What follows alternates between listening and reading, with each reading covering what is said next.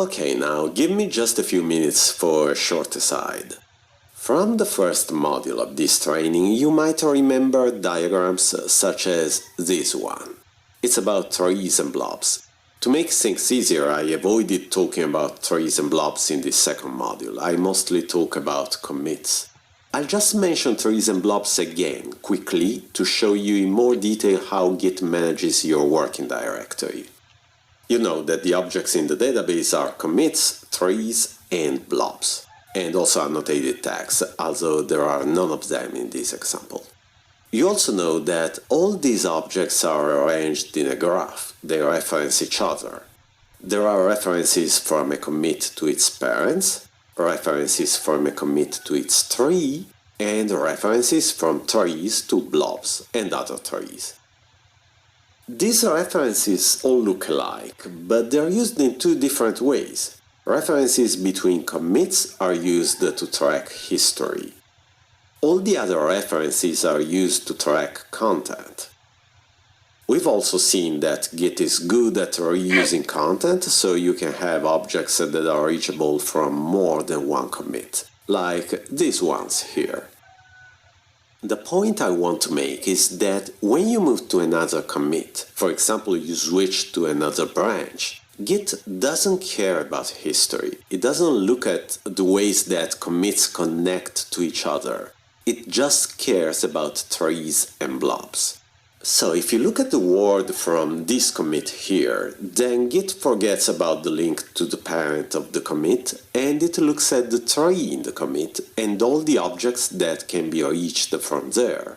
That is the entire state of the project at the time of the commit, a complete snapshot of every file, every folder. Git uses this information to replace the content of your working directory. That's how you travel back and forth in time with Git. It is the whole point of versioning. And if you look at this commit here, same thing. It comes with an entire representation of the entire project. You might think that merge commits must be more complicated than that, but actually they're not. Okay, they have multiple parents, that's the definition of a merge, but Git doesn't care about that when you move to a commit. It just goes into the commit and retrieves the tree in the commit, as usual.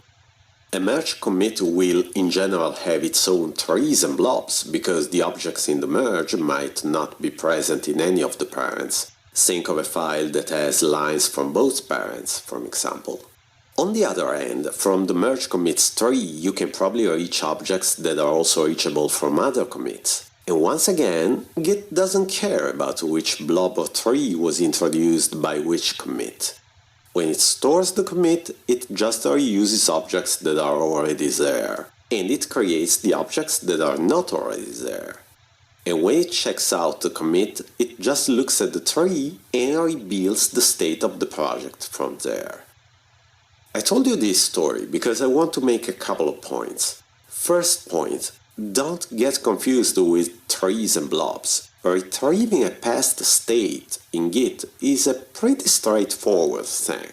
It's just a stupid content tracker. It goes into a commit and retrieves the trees and blobs from there. Nothing more complicated than that.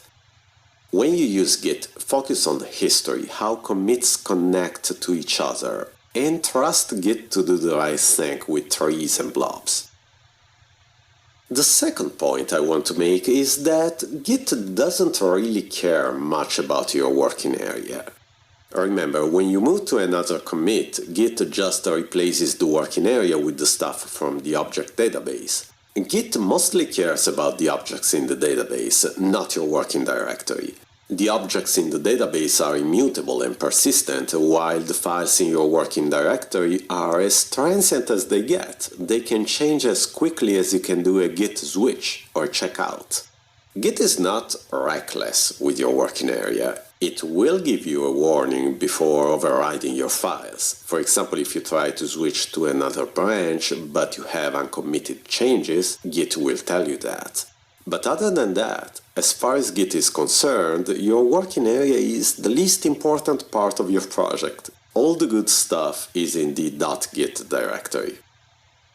And now that I made this aside, you can forget about trees and blobs for the rest of this training. From now on, we will mostly be concerned with commits and history.